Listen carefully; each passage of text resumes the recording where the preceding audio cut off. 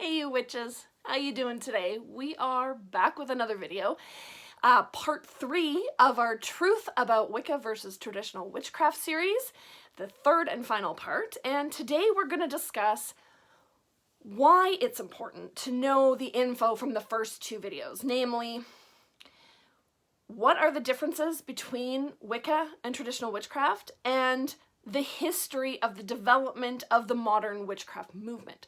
So if you want to catch up, those two videos are linked in the description down below. Before we get into it, for those of you who are new around here, my name is Taya. Welcome to the channel. We talk about all things witchcraft, traditional witchcraft, and even sometimes Wicca. And for those of you who are returning viewers, maybe coming in from another video, welcome back. I appreciate the support. All of you, please consider subscribing. It's a really great way to help us build the channel. Okay, so let's frame this. I'm a practitioner of traditional witchcraft. So what does that mean? It means I read books on traditional witchcraft, I read blogs on tradcraft, I watch videos on tradcraft, and everything is very related to traditional witchcraft. But here's the issue with that, right? Traditional witchcraft doesn't exist in a vacuum.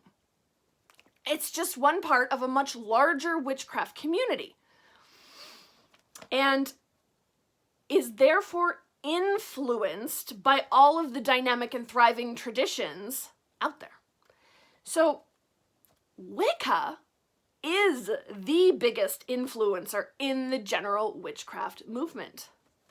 If you want to know why, look at the history that we discussed in part 2, right? Wicca has been the driving force behind the popular witchcraft movement, driving our community to demand public acknowledgement, legitimacy, and acceptance. And it would behoove us to learn about our shared history. And what about the differences and similarities between Wicca and tradcraft? Well, why do we need to know the nuances and the subtleties there? Because the strength of a practitioner relies on them knowing their practice inside and out, which includes knowing what has influenced their rituals, their magic, and fundamentally their worldview. Have you ever met that person who's like, I'm not Wiccan, I'm eclectic, I'm an eclectic witch? And often we do that, right? We define our practice by what we're not instead of by what we are. But anyways, they go on to say, right, I'm not Wiccan. But when you get talking about their practice, they worship the god and goddess, they practice the fertility rites that follow the wheel of the year, they have ritual elements like casting a circle, cakes an ale, maybe even the great rite. But in the next breath, they're like, but I'm not Wiccan.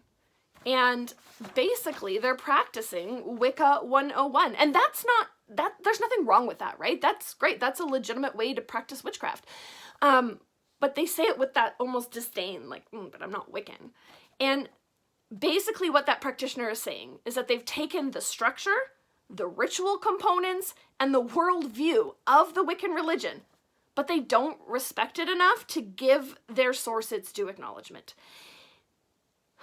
I would almost go as far as to say that that's appropriation, right? I'm gonna nag on you, I am going to put you down because I don't agree with what you're doing, but then I'm going to strip out the parts that I like and I'm going to use them for me. So it's okay when I do it, but not when you do it, right? That's bordering on appropriation.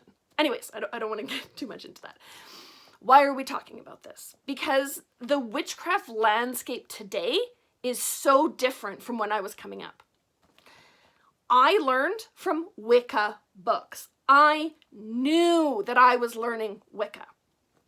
Now what we have are all these general witchcraft 101 type books that don't discuss where their ideas come from, that are basically Wicca 101 books that are being pushed out to the masses who don't understand that what they're learning is Wicca.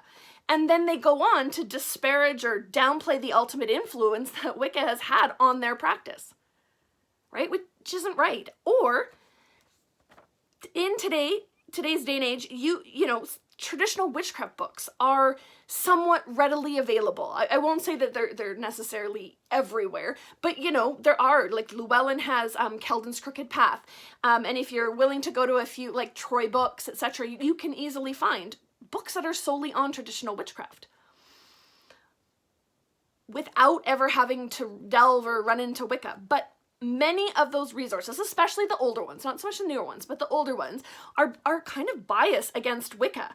And the practitioner takes on that age-old us versus them trope, if you will, without even realizing that they're doing it, right? Because they don't really, they haven't studied Wicca, they don't really understand Wicca, so they take on this, yeah, they're doing it wrong, without even understanding what they're talking about.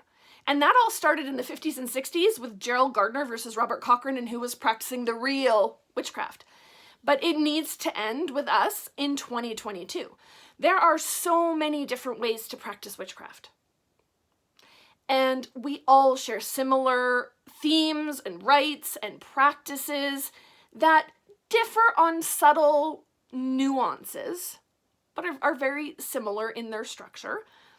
It's like Catholics versus Protestants, right? They've waged wars on that, but they're all Christians at the end of the day. Just like we're all witches. So enough with the Wicca bashing, and in reverse, enough with the tradcraft bashing. It's enough, right? The 3 takeaways are that we need to learn what influences our practice. And in today's day, that means that you're going to have to study a little bit of Wicca to see where that influences your practice. And we need to, number 2, celebrate our shared history, right? Traditional witchcrafters wouldn't be where we are today if it weren't for the decades of work that Wiccans put in to get witchcraft into the, into the mainstream. And number 3, we need to accept that we're all doing the same thing in a subtly different way, that there is no right or wrong way to practice witchcraft. It's about having respect, really. Okay, so learn the influences, celebrate our shared history, and have respect. So what do you think? Do you agree? Do you disagree? Leave us a comment. I'd love to chat about it. This is the end of our 3-part series on Wicca versus Tradcraft. I just had a lot to say, so we spread it out over 3 videos. The other ones will be linked in the description below. And otherwise, yeah, that is our video for today. Thank you so much for hanging out, and we'll catch you in the next one. Mwah. Thanks, you guys.